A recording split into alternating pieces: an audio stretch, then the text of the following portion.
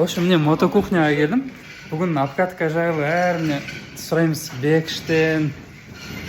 Бүгін что-то шома жоқ екен. Ораз, Жакс. Сосын Жакстың, по-моему, брачкасы не бар, или досысың ба? Сіз білгенсің ба? Брачка бар. Сенің есің кім дедің?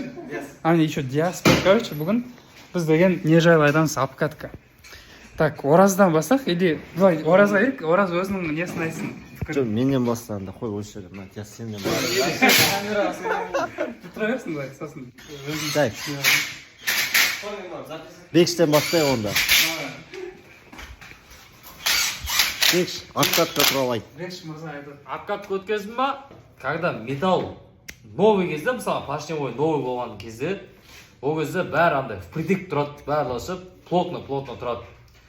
Сол кезде мысалға металл ол бір-біріне плотно тұрғаннан кейін барып, үйкеліс, ол жерде үйкеліп тұрады, поршень мен цилиндр бір-біріне үйкеліп тұрғаннан кейін барып, қызу пайда болады.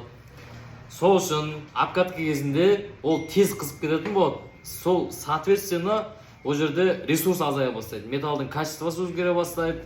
Солай уже жаймен май расход басталады, компрессия слабый болып басталады, қойсыларың отырып бастайды, короче. Обкатканы дұрыстап өтетін болсаң, майын уақытылы ауыстырып, как положено обкатканы дұрыстап өтетін болсаң, сол нәрсенің бәрі. Қандай жылдамдықпен? Жылдамдық дегенде, жылдамдық как положено 40-50 максимум. И екі адам отырмайды. Обкатка кезінде тауға бір жаққа шықпайды, обкатка кезінде нагрузка салмайды, газ до конца басып ұстап тұруға болмайды. Аккуратно 40-50 мен шығару керек, дұрыс жағынан. Ол өйткені будущем өздеріңе пайдалы болады да ол. Мысалы, для себя, мысалы, күніне 30-40 километр, либо пахарь болсаң, майлардың әр түрін қою керек па, қайсын кеңес етесің? Негізі, просто әркімнің қалтасына қарай ғой. Мысалға, егер шамаң жететін болса, әрине, яққа қой, матюль қой, обкатка кезінде де ше, мысалға, 300-де... Мысалға, обкатка кезінде, яққа қой, матюль қой, мысалға ше, қалтаның көтергеніне байланысты. Ата егер қалтаң көтермейді, андай-мындай деп отқан болсаң да, мысалы, манол бар, кикс бар, обкатка кезінде соларды құйып, обкатканы өткізіп алсаңдар, и дальше больше обкатканы шыққаннан кейін жақсы майларды құя бересіңдер да. Сосын, ол обкатка кезінде, мысалы, қатты қыздыруға болмайды мопедті, желательно. Көп қыздыруға болмайды, аккуратно қыздырып алмай, суытып айдау керек та, желательно. Сол кезде нормально өтеді. Сосын транспортировочный май дейді, оны сразу... Транспортировочный майды желательно сразу көп тастаған дұрыс болады, өйткені ол жерде майдың андай свойствосы не особо жақсы деп айта алмаймын, жақсы деп айта алмаймын. Ол жерде свойство сразу кетіп қалады ол майлар. Сол үшін мопед алған кезде, новыйдан алған кезде желательно мотор көпсап, хотя бір манол ма, кикс па құйып қойсаң дұрыс болады. Солай. Бекіштің ойы бұл. Обкатка жайлы ма? Обкатка жайлы. Обкатка жайлы айтсам... Бір деген момент айтып кетейін, бұл әркімнің өз ойы. Әркімнің личный мнение, субъективный мнение, әрқайсысы, зато ол дұрыс та? Әрқайсының өзінің ойы болу керек. Негізі обкатка жайлы айтсам, магазиннен уже барлығы от алдырып, барлығы проверение болып келгеннен кейін, заводтан ол обкатка болсын, обкатка жүрсін деп по идее үйтіп шықпайды, эксплуатацияға уже дайындалып келеді ол. Моторы бәрі тексеріліп, дұрыстап, допустим, допускілері бәрі өткізіліп. Бірақ китайский техникаға келгенде ондай моменттер проебтар болады. Арзанның аты арзан, сондықтан запчастар болады андай, некачественный запчастар болса егер, температураға қызғанда металл расширение береді ғой. Сол кезде ол көп расширяться етіп кетуі мүмкін де, и мотор жабысуы мүмкін. Ол не всегда, бірақ анда-санда болады. Ол момент сол обкатка деп көбі. Короче, сол металлдың расширениясы, допустим, бір размерға ғана болсын деп, сол обкатать етіп, сол режимді. Көтін қинап жерсең, мопедтің, например, ол больше расширяться етіледі, и клин стал мүмкін. Сондықтан, допустим, например, 60-70 майын дұрыс уақытын ауыстырып, фильтрін тазалап сөйтіп жүрсең, по идее болады. Ал егер мотор сол 60-70 жүргеннің өзінде жабысып қалып жатса, ол егер онда заводской проеб ол. Дұрыс құралмаған или дұрыс бірдеңесі жасалмаған. Ал китайский запчастармен құралған, например, Honda Dioға келсек, вот обкатканың нағыз көкесі сол жерде. Онда болады качественный запчастар, ол бірақ 100-ден бірі. Саласың китайский поршневой, например, жүресің, обкаткіден 40, 30-мен даже өткізесің, 100 километр, 200 километр. Одан кейін обкатка бітті ау деп енді газ басайын десең моторың жасып қалатын моменттер болады. Сондықтан ол көбіне особенно бар ғой. Запчастың качествосына байланысты. Например, мен слайдерге салдым ана Stage 6 итальянский запчастар. Бағасы қымбат болғанмен, ода уже обкатка деген болмайды да, ол уже спортивный да. Оны тепловой неме қылып қана жасайсың, от алдырасың, 15 минут ұстайсың, өшіресің, суытасың, тағы бір 15 минут ұстайсың, потом жүре беруге болады, уже дайын. Көбіне сол обкатка, сол качество запчастиге байланысты. Егер запчастардың бәрі нормальный, качествосы жақсы болса, онда обкатка өтіп қажет емес. Просто майын уақытылы айырбастап, екі адам отырып, көтін қинап, например, ала салысымен ондай жасауға болмайды негізі. Просто нормальный жүрсең, қаланың режимі, обкаттың режимі ғой. Газ болып стап жүре алмайсың, көше өтіп қалады, светофорға кетіп қаласың деген сияқты моменттер бәрі сол өзі, короче, суып үлгереді нормально. Просто май нормальный андай паленка емес, нормальный бір оригинал май құйсаңдар болды. Сразу ұстап салу керек па заводтан келіп? Иә, заводтан келеді, ол транспортировочный май болады көбіне. Потому что олар мопедті өзі арзан қылып құрайды да, и олар май жағына, качество жағына, смазка жағына вообще мән бермейді. Көбіне қарасаңдар болттардың бәрі өзі қат басып кетіп жатады, сондықтан дұрыстап барлығын құрап, сборка кезінде бәрін майлап, и өздерің алған кезде уверенный болу үшін майлардың бәрін полностью редуктор болсын, мотордың май болсын, полностью фирменный майлар, оригинал майлар құйып алсаңдар болды негізі. Просто уақытты айырбастау керек, барлығын қарап жүру керек. Күзгіштің түспағанша, мотор жабыспағанша тебе бермей, біраз сол жағын оқып, майды қалай тексеру керек, қойып соны білу керек те. А редуктор тоже сразу ауыстыру керек дейсің бе? Желательно солай, потому что қандай май құйғанын білмейсің де, ол ноунейм бір майлар құйып қояды. Ол кейін, короче, починниктер кетіп қалуы мүмкін, сондықтан ликвимолий сияқты фирменный қымбат майлар болады. Біреуін алып қойсаңдар, мопедке көп те кетпейді, соны анда-санда 5.000-6.000 сайын айырбастау жүрсеңдер, сол жеткілікті. Бірақ мотордағын обязательно дейсің бе? Мотордағы обязательно, потому что калин вал бар, поршневой бар, распредвал бар, барлығын майлайтын болғандықтан ол жақта андай качествосына көп мән беру керек. Жеке ойы. Иә, жеке. Енді Ораз... Так, енді Ораз обкатка жайлы айтады. Порштың өз Жіктер мынандай болады, мына 165 куб, тайваньский, осыдан қою керек еді. Тайвань деген жерман қою керек. Болады. Китайский фирменный кезде. Иә, китайский фирмасының аты қойды. Есе деп айтады. Көріне ма, көрмей ма, мына новый да, ішіне задир түсті қазір 5 минут от алып тұрғанның өзінде. Өйткені 1 минут, иә, өйткені мына поршын туға кіреді ішіне, кольцаларын салсаң вообще кірмей қалады. Кейбір мопедтерде осындай болады, заводской болады. Сразу май жеп кететіндер осындай немен жиналған болады. Енді оларды каждый тексеріп отыра бермейді, ол цилиндрдің, мына, например, новый цилиндр. Үстіп, сендер айдап кетесіңдер, вроде нормально жүріп тұр, и 2 күннен кейін май жеп кетеді. Сондай жағдайлар болса. А так негізі бұл жерде цилиндр бракованный, дегіш. Молодец. Понял. Кто тут красавчик? Дегіш красавчик. А так обкатканы өрет қалай вообще өту керек деп ойлайсың, өзіңнің пікірің от души айтсаң? Обкаттың қалай өту керек? Қандай шуылар болса 40-50-ден асырмай өту керек. Нормальный мужиктар болатын болса, андай өзінікіне. Например, біреудікі емес қой, мопед өздерінікі новыйдан сатып алған. Аккуратно өздері по-любому айдай береді, 70-80 похуй баса берсең болады негізі. Бірақ қинамай дейсің ғой? Қинамай. До конца басасың, уже нормальный скорость жинағаннан кейін уже 20% газды жібересің. 20% газ жібересің да, сөйтіп айдап кете берсең болады негізі. Ол қатты қызып кетеді, анау-мынау деген емес. Новый мопед алғанда бірінші не істейсің? Тормозын тексеріп аласың, екеуінде. Өйткені тормоздары бос келеді. Көбінде сондай, солай айдап жүре береді, андай бірінші рет мопед айдап жатқанда. Тормозын істегенде істейтін ештеңе жоқ, артында колодкасын тартып қоясың, алдын тексеріп аласың, болды. И майын төгіп тастайсың, мотордағы майын төгіп тастайсың. И сразу хотя бы манол қоясың, манолды көбісі айтады, 1000 пробегтің ішінде 4-5 рет ауыстыру керек дейді. Ол жалғасы әңгіме 2 рет ауыстырсаңдар болады, 500 сайын. И редуктордың майына келетін болсақ, именно өзімнің жеке ойым, редуктордың майы осы заводской майлар жақсы болады. Өзім байқаған, өйткені Алматыдан май алып қиясың, 3000-4000 пробегтте қайық береді. Может, мопедтің өзіне де байланысты новый кезде жақсы май шыдайды, может, ондай көбісі айтады, ана редуктордың майын сразу ауыстырып алайын деп. Ондайдың қажеті жоқ. 8000-9000 смело май ақ болса жүре берсе болады. Так, обкаткасына келетін болсақ, обкатка мен жалпы өзім өтпеймін. егер өзімнің достарым болса оларға да айтамын өтпей ақ қой деп баса берсең болады бірақ в меру Иә. То есть андай ұзақ ұстамай иә газды. в меру баса берсең болады. Соны көбісі дұрыс түсінбей қалады, андай щеголдар по-любому дұрыс түсінбейді, оны басында қалай қинап айтады, солай қинап жүре береді, болдында қарамайды, басқасына қарамайды. Чувствовать ету керек дейсің ғой, нені мопедті. Қалды, бүйтіп қалды деп. Любой затты андай внимание болса, дұрыстап қарасаң. Если техникада вообще новичок болса, лучше 30-40-пен жүре берсін дейсің ғой. Сол дұрыс болады. Бензин 92. Бензин 92, май. Кулерка болса, манол қия берсе болады, бірақ где-то жазғы погодада 800-900 сайын ауыстырып отыру керек, и как минимум 2 күнде шөпті тығып, мотор май жемесе де майын тексеріп отыру керек. Андай ыстық кезде желательно 800-900-да ауыстыру керек. Иә, күн ыстық кезде май, бұларда итаки воздушное охлаждение, май қатты қызады. Сол үшін бұларда 1000 пробег сайын ауыстырып отырады. Не үшін? Өйткені май қызып кетеді де, качествосын жоғалтады.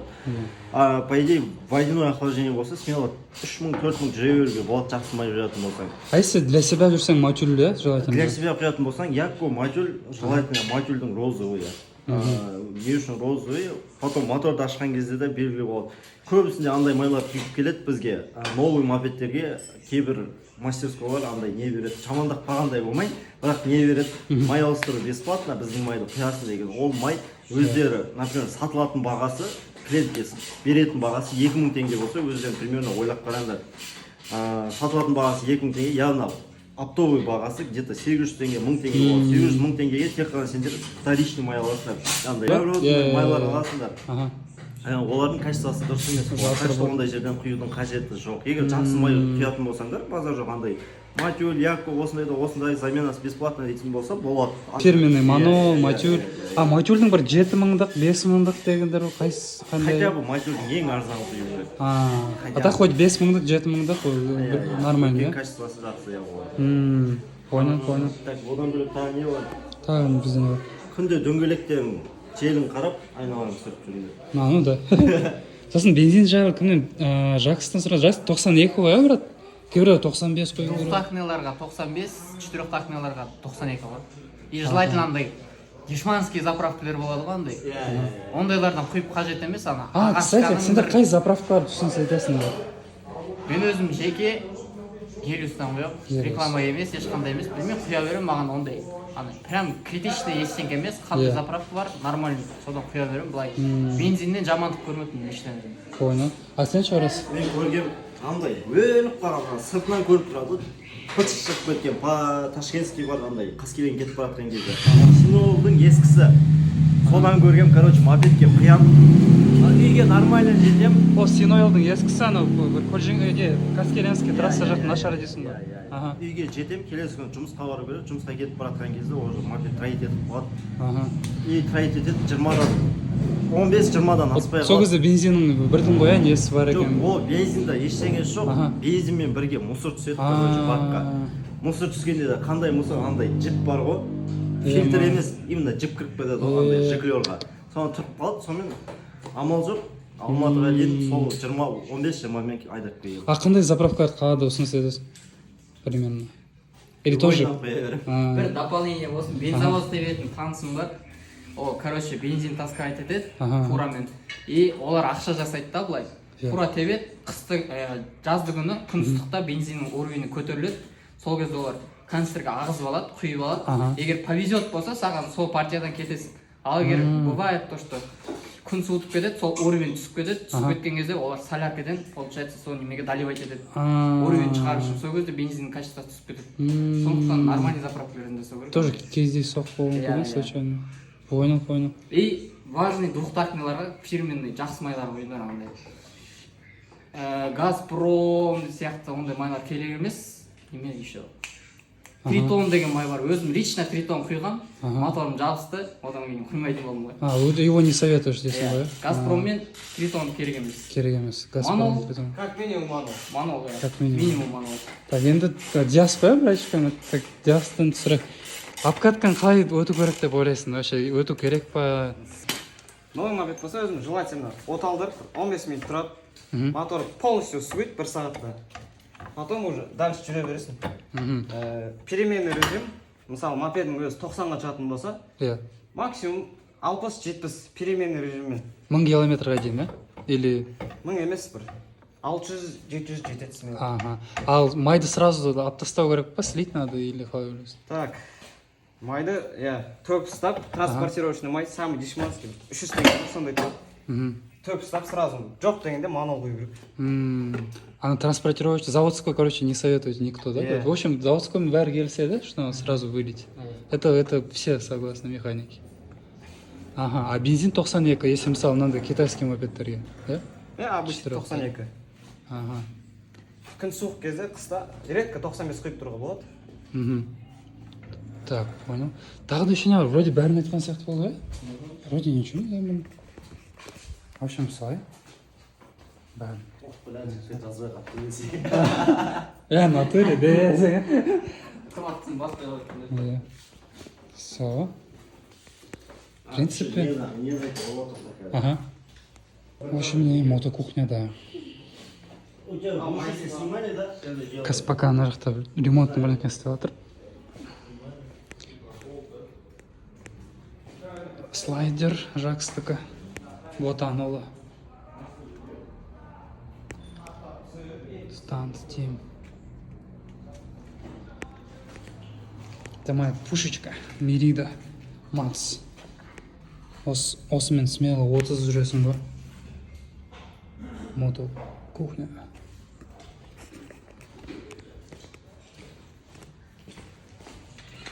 Жаңа бір қосымша айтамын дедің ғой бірдеке?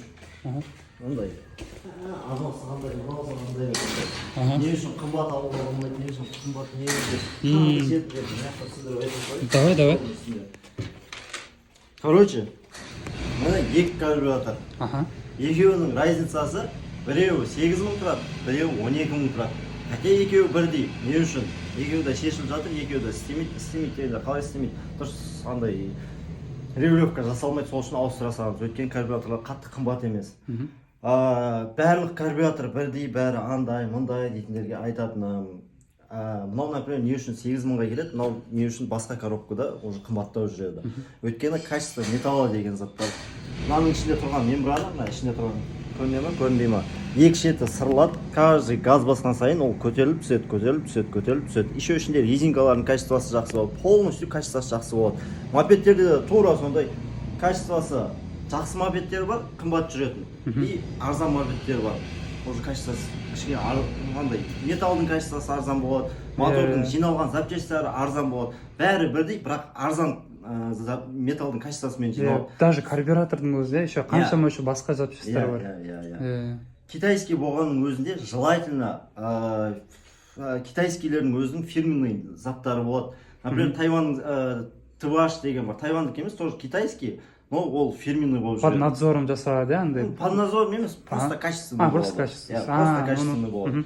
Ол качественный болады, ол не үшін қымбат жүреді? Өйткені карбюраторлардың даже мына жерлерінде жүрген кезде нормальный, стабильный жүру үшін карбюраторлар негізі. Мына жерде кішкене завесеңіз, анау мынау болып қалған кезде уже карбюраторын қуып бастайды. Арзан карбюратор, мына даже қара, мына екеуінің разницасы көріп тұрсыңдар, мына жерде уже біреуінде жүклеу жоқ. Ана іш жағында істелген, екіншісі мына бет жағында істелген. Ол әртүрлі мопедтерге, әртүрлі воздушный фильтрмен жүретіндерге уже әртүрлі болады. Мына воздушный фильтр, например, кейбіреу үстіне кетеді, кейбіреу астында болады. Соған байланысты кейбіреулер мопедтері воздушный фильтр ауыстырғаннан кейін жүрмей қалады, или карбюратор ауыстырғаннан кейін жүрмей қалады. Оның бәрін қарап салу керек. Тупо карбюратор алдың, салдың, жүріп кеттің, ондай емес. Оның бәрі қаралады, көрінеді.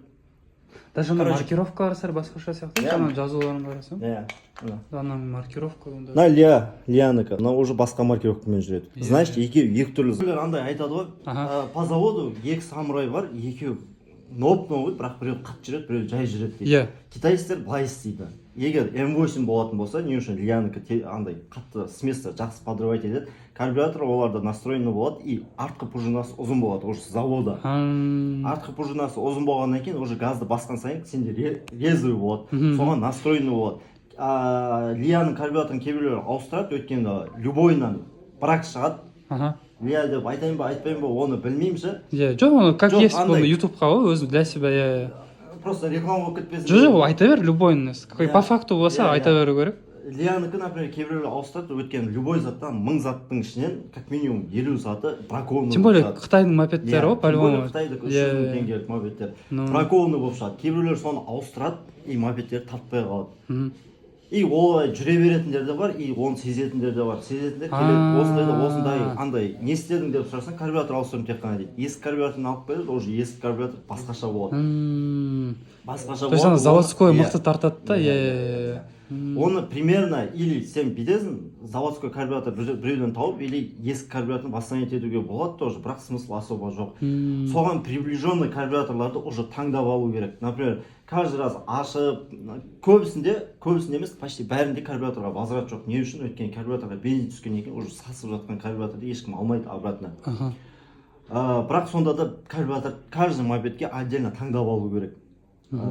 Даже вариатормен то же самое. Вариатор кейбіреулерінде заводской болатын болса жақсы жүреді, и уже ауыстырғаннан кейін мопед дұрыстатпай қалады. Оның бәрі бір-бірімен связанный заттар. Заводской шыққан затты ешқашан лақтырмаңдар. Просто багажникке салып қойыңдар. Например, бізге келетін клиенттер көбісі білет, андай постоянно бір затын ауыстырып келеді, ескісі қайда деп сұраймыз. Ескісі біз по-любому барлық зат есімізде қалмайды ғой, ескісіне салыстырамыз да соған жақындау зат істеп береміз. Сол үшін ескі стоковый заттарыңды заводтан келген оны не істемеңдер, лақтырып жібермеңдер. Соның бәрін жинап жүріңдер. Если керек деп жатсақ, барып алып келесіңдер, соған приближенный басқа зат тауып береміз. Былай үнемі айтады ғой, заводской запчастьтар всегда качественный, сапалы келеді деп. Сапалы деп айтпаймын, просто заводской андай уже как минимум андай китайский инженер хотя бы ойланған болады да. Соған машиналарда да сондай ғой.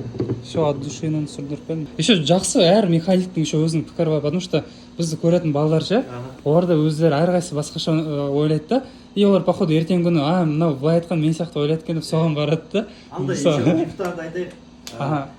Обкатка тағы бірден айтып кетейін. Обкатка кезінде, например, обкатка емес, жалпы новый мопед алған кезде обязательно хотя бы каждый 2000 сайын воздушный фильтр тазалап отырасыңдар. Обязательно воздушный фильтр. Просто любой неге кіресіңдер, шиномонтажникқа. Сол жерде бір шетке қоясыңдар мопедтерін, аккуратно маяқ қызбай, төккізбей, ештеңе істемей. Бір шетте воздушный фильтрдің өздеріңмен отвертка алып бересіңдер багажникте, шешіп аласыңдар. Барып тазалаңыз, брадан дейсіңдер, сол 100 теңге, 50 теңгесін бересің, сонымен тазалап аласың, обратно саласың, кетесің. И май ауыстырғанда да просто качественный май құйсаңдар болды.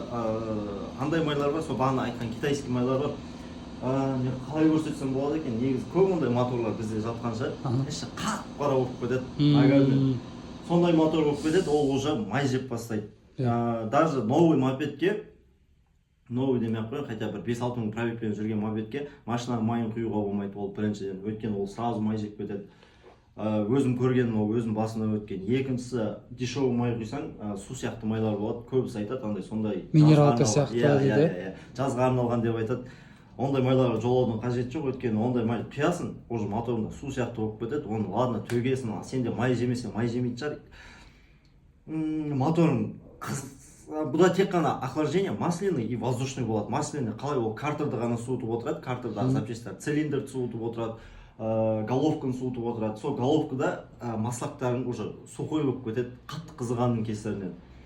Ол уже прямой майдан зависит. Егер жақсы май құймайтын болсаң, соны қыздырып тастайды да, и даже потом қандай май құйсаң да разница болмай қалады. И тағы бір айтатын момент, көбісі айтады, ана воздушный фильтрға май жиналып қала береді дейді. Ол май ауыстырған кезде по-любому әркім әртүрлі ауыстырады. Біреу 800 құяды, біреу 750 ровно құяды, екіншісі 900 құйып жібереді. Май лишний құйсаңдар ештеңе етпейді. Главное жетпей қалмаса болды. Все четко. Оны мына жерде ана воздушный фильтр өзі специально жасап қойған, бүйтіп қолмен ашасың, суырып аласың несін. Мынандай шлангысы тұрады, соны суырасың, ішіне май төгіп тастайсың, и обратно сала саласың. И редукторда тоже сливной, любой, қалай айтсам болады екен, любой моторда система вентиляция болады. Ол ішінде поршень қимылдайды, анау коленвал қимылдайды, и давление создавается етеді. Давлениемен бірге газды до конца басып, например, өзім қас келіп тұрамын, менде постоянно ондай май жиналады. Газ до конца басып кетіп баратқан кезде уже давление көбетті, сенің майыңды, лишний майыңды емес, уже нормальный тұрған майыңды фильтрға лақтырып бастайды. Сол үшін май кейбіреулерінде жемейді, бірақ азайып кетеді, себебі сода. И редуктор тоже кейбіреулерінде шлангынан май ағып жатады. Неден дейді, ол уайымдауға қажет жоқ, мопед просто именно мотор жағын жуып тұрсаңдар болды, бір аптасына, хотя бы айына бір рет жуып тұрсаңдар, өздерің көріп отырасыздар, қай жерде май ағады, қай жерден ақпайды. одан бөлек болды. Все дерзко, походу. Не, четко, осыны енді бәрі сұраған балдарға жіберем ғой. А то мысалы, ана альтердешек күнде сұрайды, обкатка не. В общем, сол, вроде бәрін айтқандай болды, да? Про обкатку вроде все сказали. Все, в принципе, джиги. Ең бірінші осы міне мотокухняға келейін деп шештім, потому что мына жақтағы бәрі менің дос балаларым.